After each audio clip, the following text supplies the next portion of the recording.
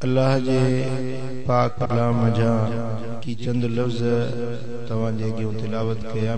इन मुबारक लफ्ज़न में कुल आलमीन जल्ल जलालहू जल्ल शानो फरमायो वमन यत्तक़िल्लाह यजअल लहू मखरजा। जेको माण्हू अल्लाह खां डिॼंदो अल्लाह उन जे लाइ आसानी की राह पैदा कंदो। यरज़ुक़हु मिन हैसु ला यहतसिब। ऐं उनखे अहिड़ी जाइ तां रिज़्क़ ॾींदो जिते उनजो वहम ऐं गुमान बि न वेंदो। कुरान पाक जे इन लफ्ज़न जे अंदर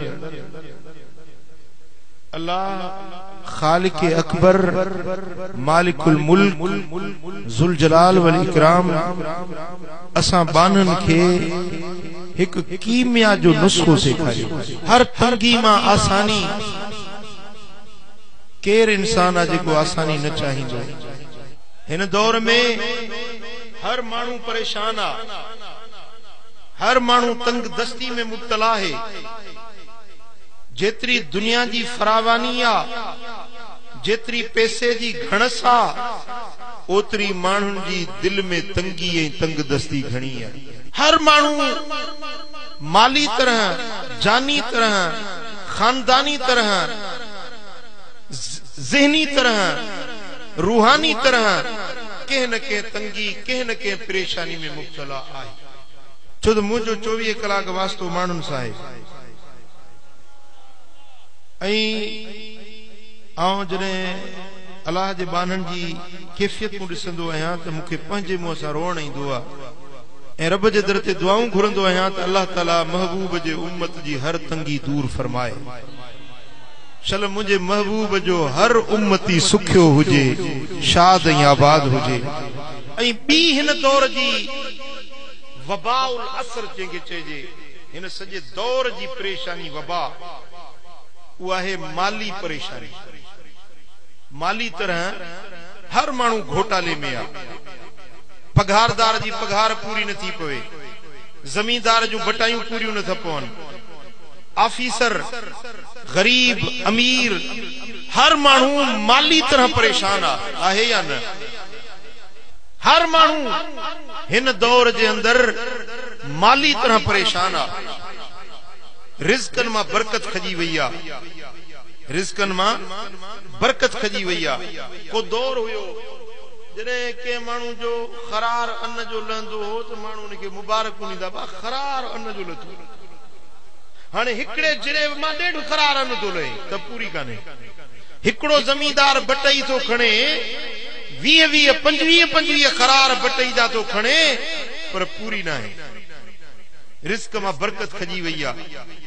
माण्हू माली तरह परेशान थी विया आहिनि, ज़हनी तरह परेशान थी विया आहिनि।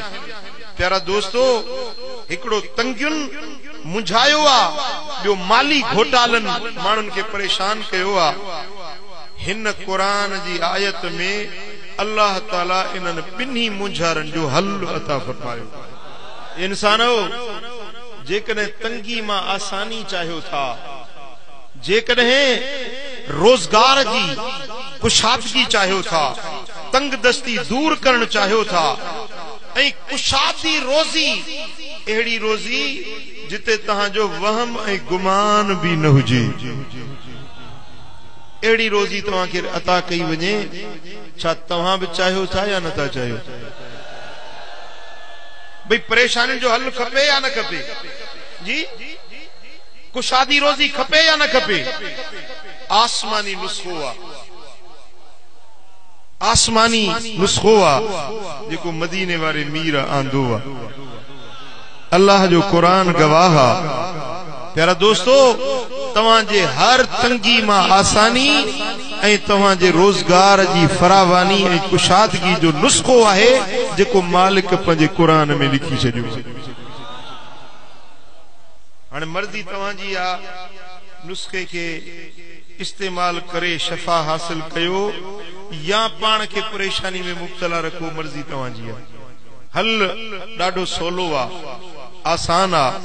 कुरान तो फरमाए वमन यत्तकिल्लाह, जेको माण्हू अल्लाह खां डिॼंदो, खुदा जो खौफ रखंदो, तकवा ऐं परहेज़गारी इख्तियार कंदो, रब तो फरमाए यजअल लहू मखरजा, अल्लाह ताला हर तंगी मां उन जे लाइ आसानी जी राह खोलींदो।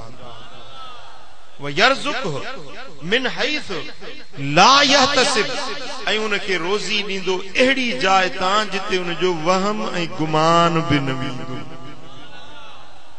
हिकिड़ी माण्हू जी सोच में आ त मुंहिंजो दुकान आ, इन में जा मूंखे 5 रुपया मिलंदा, पघार आ, नौकरी वारो आहियां, पघार मिलंदी महीने ते, पर हिकिड़ी रोज़ी अहिड़ी हूंदी आ जिते इंसान जो वहम ऐं गुमान बि न हुजे। अल्लाह फरमाए थो तव्हांखे अहिड़ी रोज़ी ॾींदुसि जिते तव्हांजो वहम गुमान बि न हूंदो। हिकिड़ो कमु तव्हां कयो, 2 कम मां अल्लाह पाण कंदुसि। तव्हां कमु इहो कयो जो तकवा इख्तियार कयो, परहेज़गार बणिजी वञो, खुदा जो खौफ पंहिंजे सीने में रखो।